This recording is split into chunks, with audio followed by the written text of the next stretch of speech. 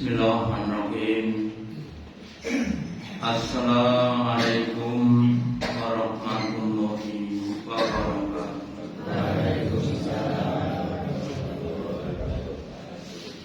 Alhamdulillah, alhamdulillahilladzi at'amana bi ni'matil iman wal islam. Asyhadu an la ilaha illallah wahdahu la syarika lah wa asyhadu anna Muhammadan abduhu wa rasuluhu la nabiyya wa la rasula ba'da.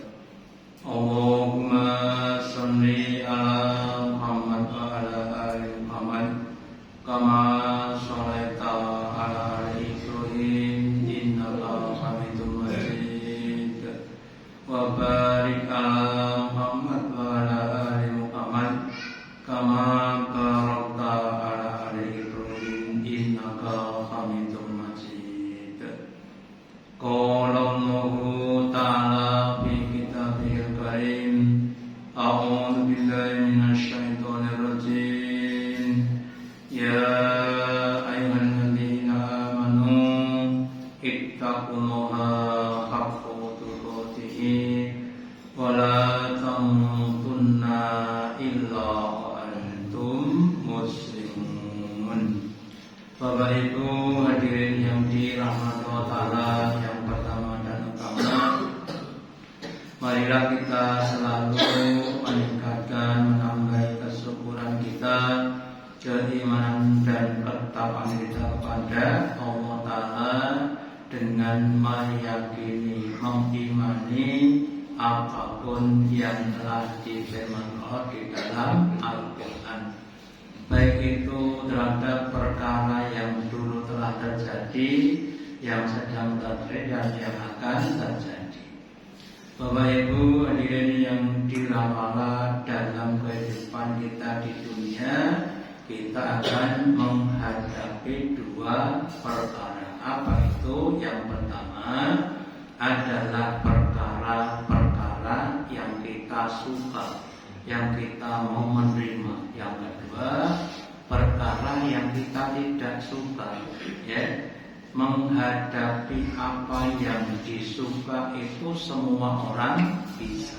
Ya, tetapi menghadapi yang tidak disuka itu hanya orang luar biasa yang bisa. Ya, anak, istri atau suami kadang ya menyenangkan, kadang ya menyebalkan. Ya, motor itu kadang motornya benar lancar, kadang macet bareng dan lain sebagainya. Lah untuk yang apa yang kita tidak suka itu, maka dibutuhkan yang namanya kesabaran. Tetapi tidak setiap orang bisa sabar menghadapi apa yang tidak disuka. Kenapa? Karena belum terbiasa. Maka pentingnya kita untuk berlatih sabar. Semoga dengan kita berlatih sabar, kita menjadi orang-orang yang sabar dan orang yang dicintai oleh Allah Ta'ala.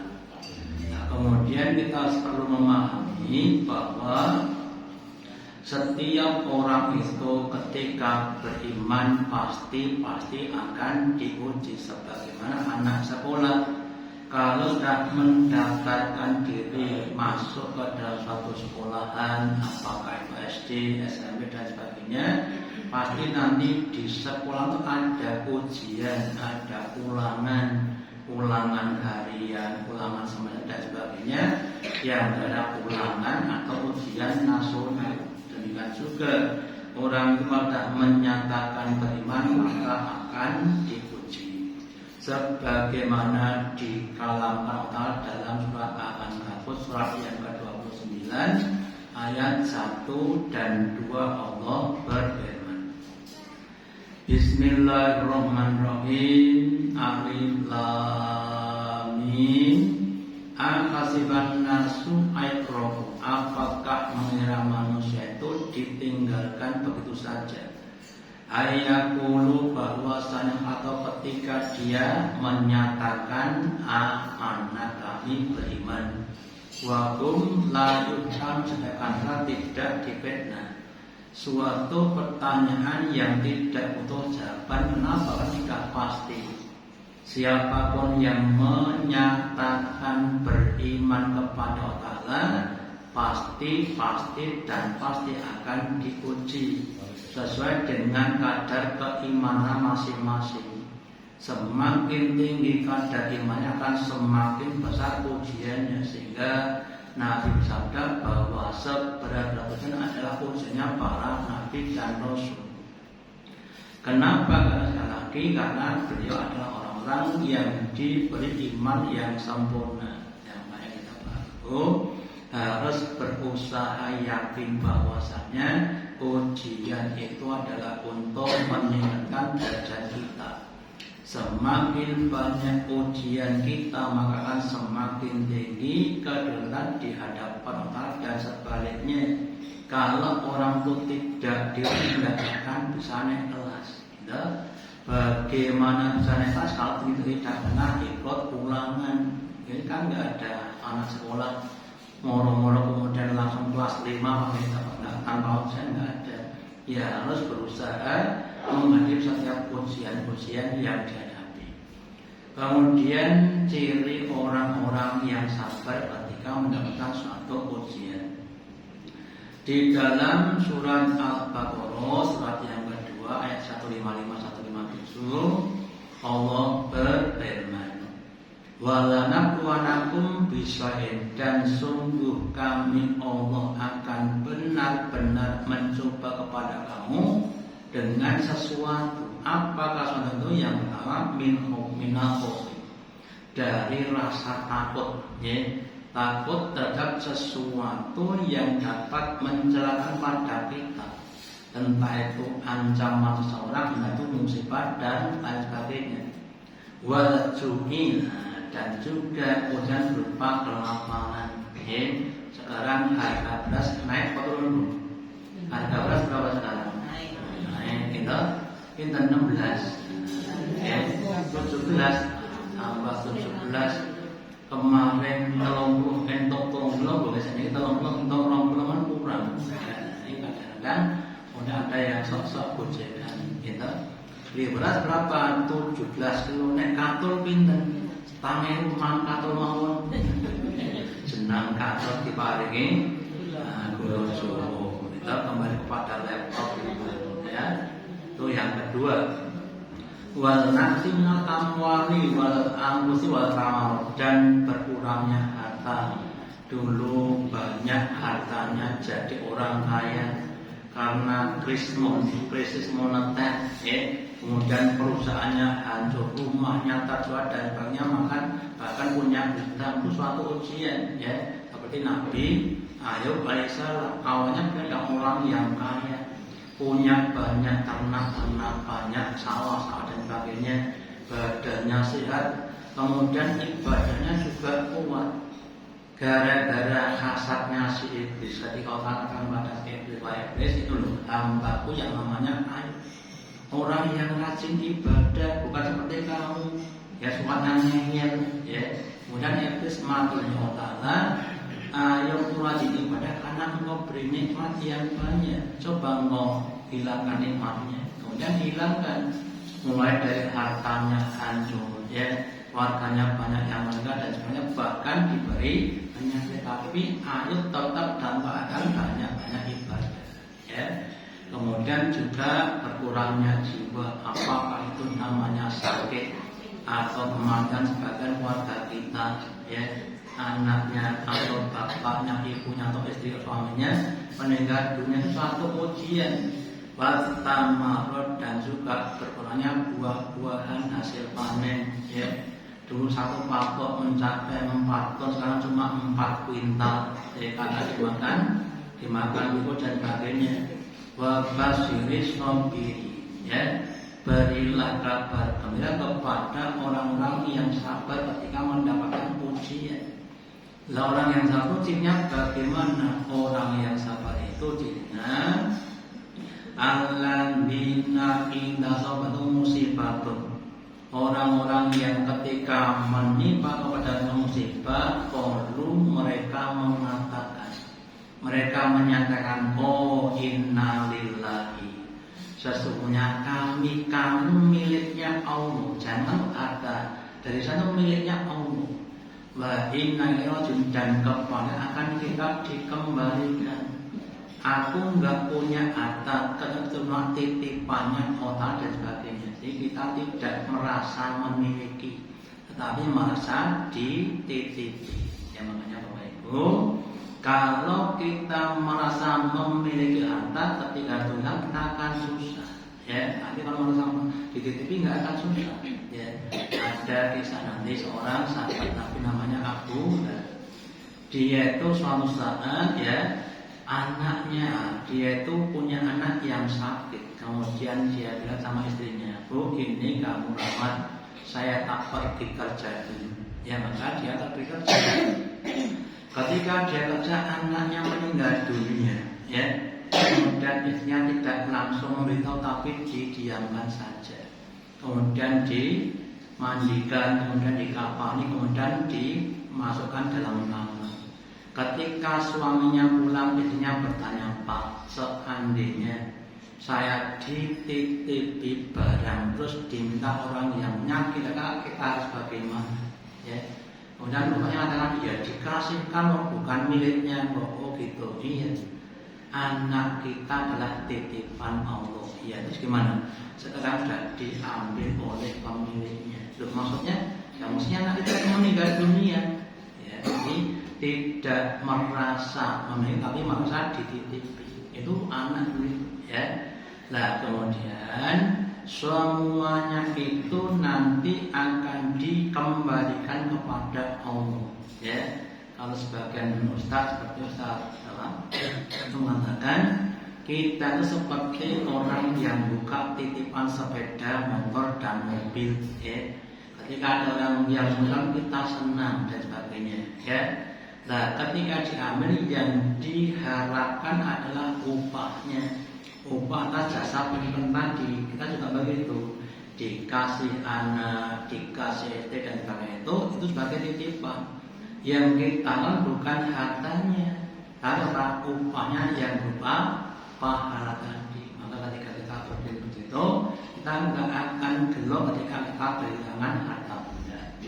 Kemudian orang-orang yang sabar dan mendengar itu kemudian diberi ucapan selamat oleh Allah.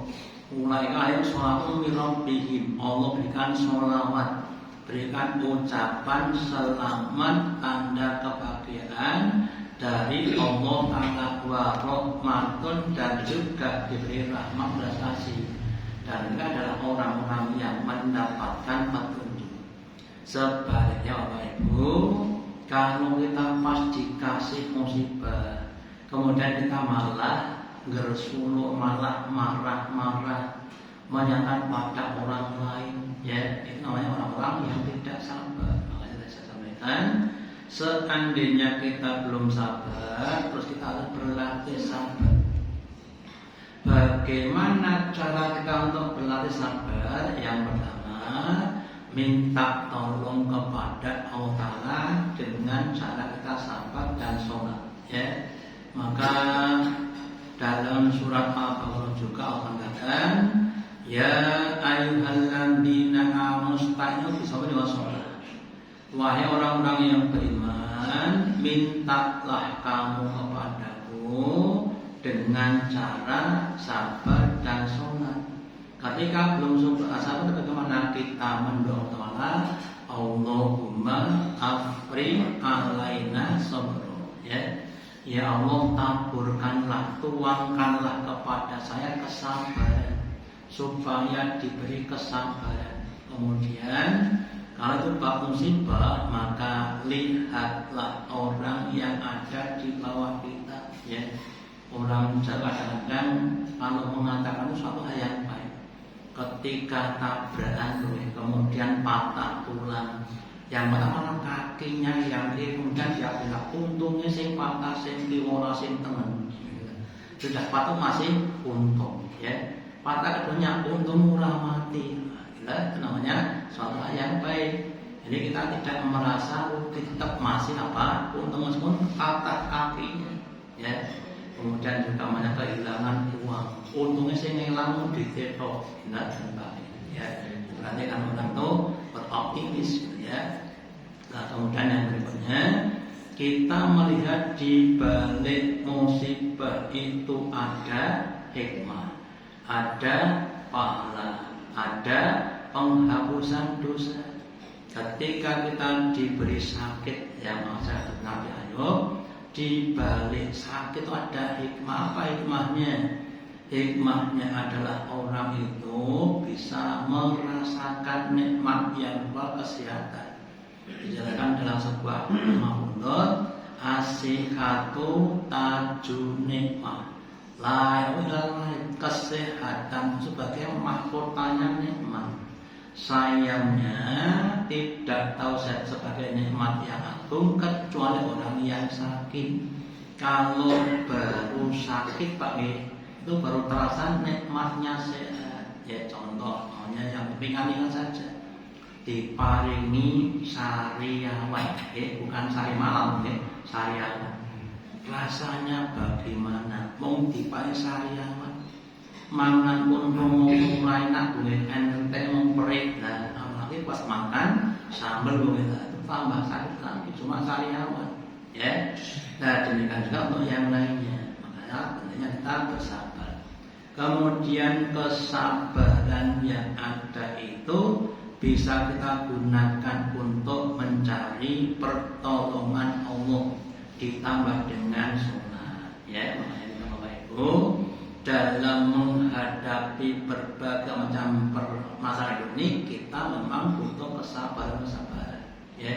Dan kemudian kita banyak sholat, karena sholat adalah suatu amalan yang merupakan zikir kepada yang paling besar. Inna sholata tanha fasai wal munkar wa dzikrullahi akbar. Semakin banyak sholat, semakin banyak zikir. Kemudian ala bin dzikrillahi tatmainnul qulub.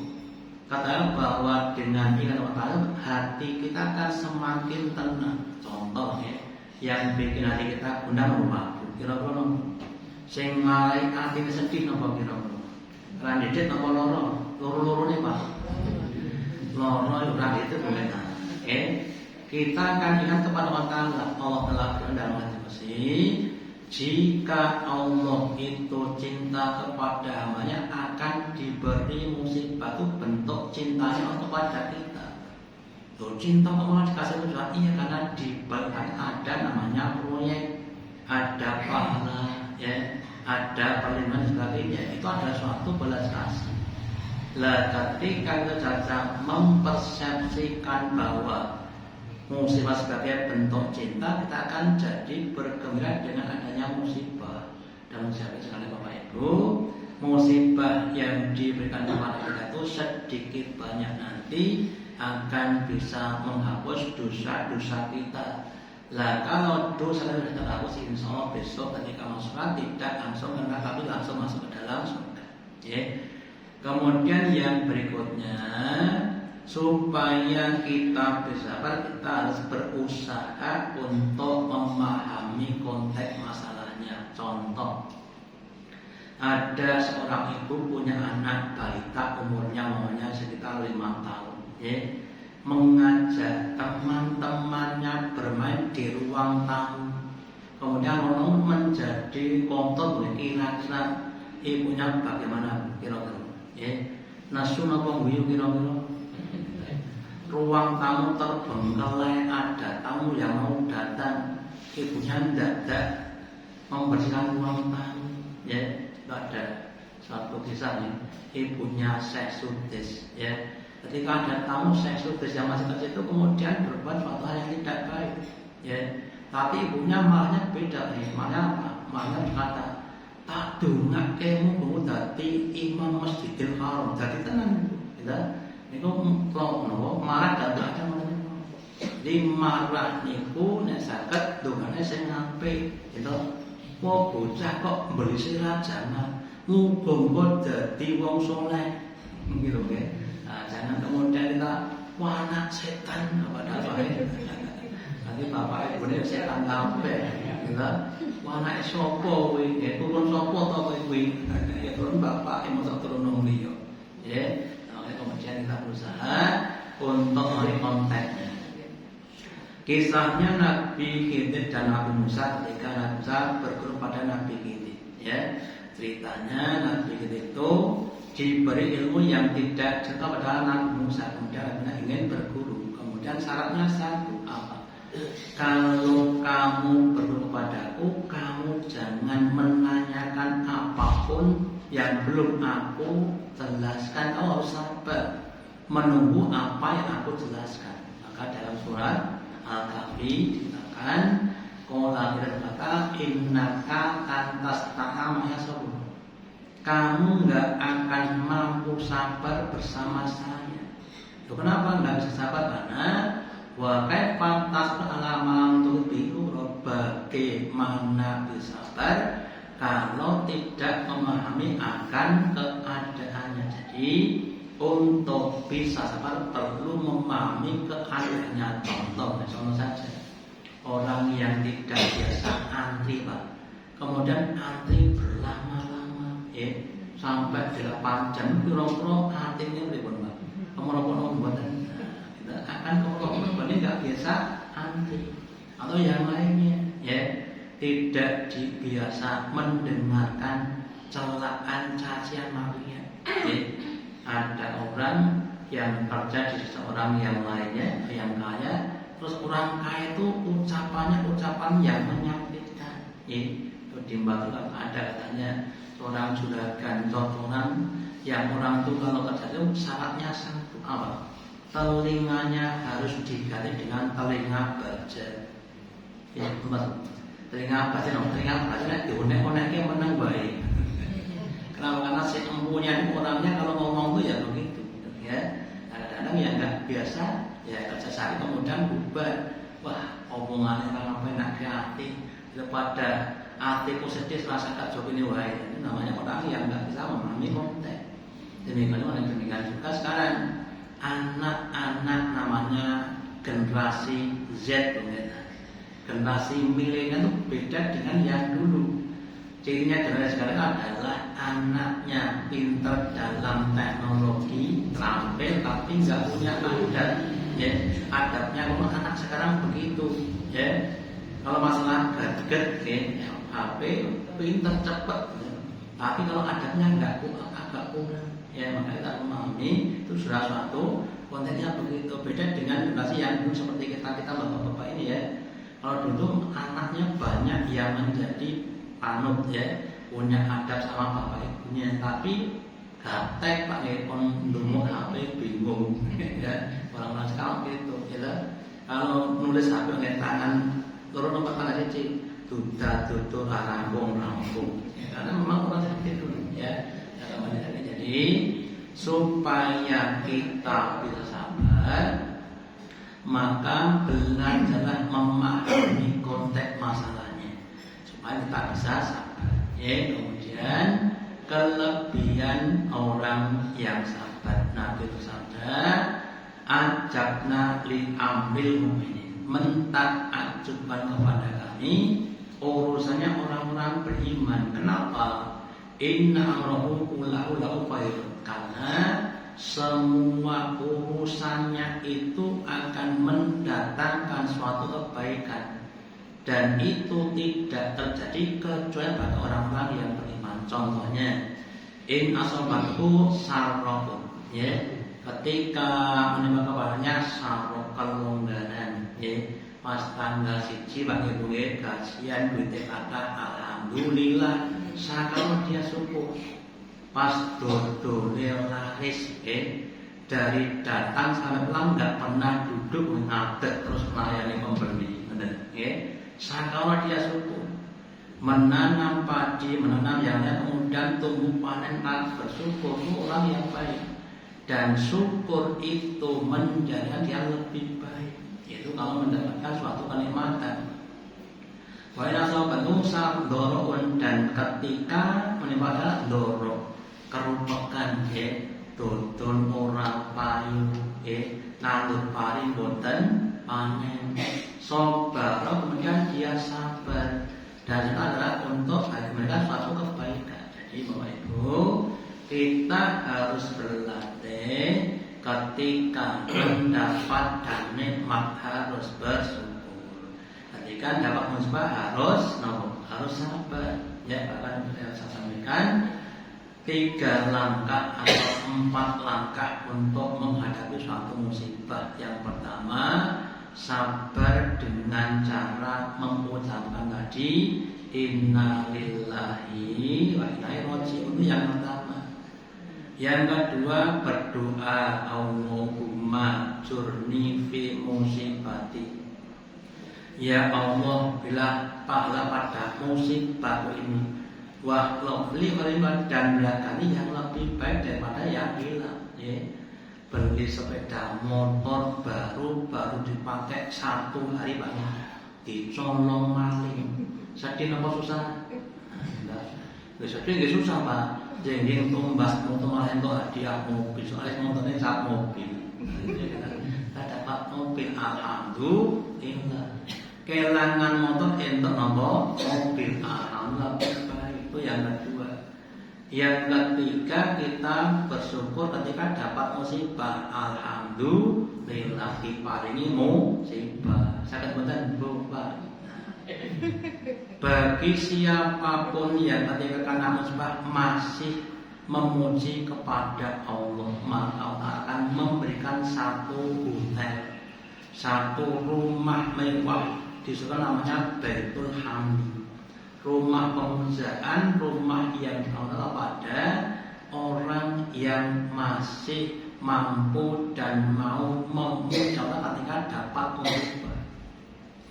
Kemudian kemarin saya dapatkan di suatu ucapan dari seorang kiai yang mengatakan bahwa ibadah yang paling utama itu adalah ridho kepada semua ketetapan Allah, suatu ibadah yang paling tinggi. Contoh orangnya sholatnya rajin Mbak, tapi ketika dia dikasih sakit dia nggak sholat, itu namanya nggak ridho. Hanya kita berusaha sudah amal jasadiyah yang bagus, sholatnya sedekap alhamdulillah, baca Al-Quran sedekap alhamdulillah dan sebagainya. Tapi monggo ditambah dengan amal-amal batiniah, sabar, kemudian ridho ridho kepada apapun yang ditetapkan untuk kita. Itu adalah suatu yang sangat tinggi. Karena orang kalau tidak kepada Allah Ta'ala berarti dia bisa memahami kealiman dan kehakiman Allah. Tapi kalau tidak berarti tidak paham, bahwa antara yang alim tidak paham. Sehingga Bapak Ibu, ilmu kan selalu beda. Ada Pak Dokter, kemudian meriksa pasien, kemudian pada sakit gigi di sana. Kemudian Pak Dokter, nanti itu dibuatkan cendila di pipi yang sebelah. Pripun damel cendila nih Pak? Bingung. Kenapa? Karena belum punya ilmu. Kalau Pak Dokter tidak masalah. Jadi Bapak Ibu, kita yang ilmunya sedikit ini harus manut kepada yang ilmunya lebih banyak, karena lebih hakim. Makanya Bapak Ibu, untuk bisa bersabar kita harus memahami tentang kontot dan kodanya Allah Ta'ala. Semua yang ditetapkan sudah berdasarkan pada kealiman dan kehakiman Allah. Untuk kebaikan ini sampai di akhir, jangan sampai kita bersuudzon kepada Allah. Kita harus berhusnudzon dalam setiap apa yang terjadi pada kita. Semoga dengan kita semakin husnudzon, Allah memberikan petunjuknya. Oh, ternyata saya dikasih musibah untuk menghapuskan dosa-dosa saya, atau nanti yang lainnya. Oh, ternyata saya dikasih miskin karena Allah khawatir kalau saya akan menjadi orang-orang yang tidak mau bersyukur. Semoga ini semuanya